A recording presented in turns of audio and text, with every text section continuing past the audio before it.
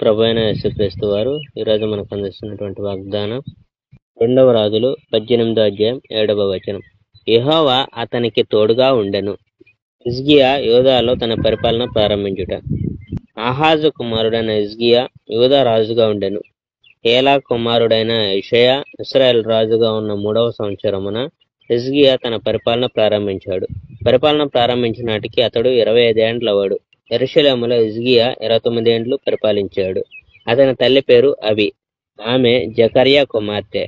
హిజ్కియా తన పూర్వీకుడైన దావీదు వలె యెహోవా దృష్టికి మంచి పనులు చేశాను. హిజ్కియా ఉన్నత స్థలాలను ధ్వంసం చేశాడు. అతడు స్మారక శిలలను బద్దలు చేశాడు. అషేరా స్తంభాలను పడగొట్టాడు. ఆ సమయంలో ఇశ్రాయేలు ప్రజలు మోషే చేసిన ఇత్తడి సర్పానికి ధూపం వెలిగించేవారు. ఈ ఇత్తడి సర్పం నెహుష్టాను అని పిలువబడేది.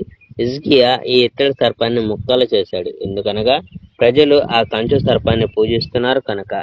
హిజ్కియా ఇశ్రాయేలు దేవుడైన యెహోవాను విశ్వసించాడు.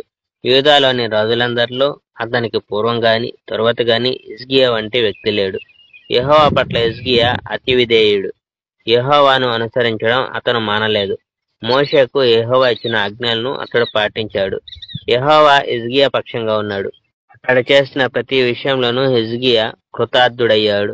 హిజ్కియా అష్షూరు రాజు పరిపాలన నుండి తప్పుకున్నాడు. అష్షూరు రాజుని కలవడం హిజ్కియా మానివేశాడు.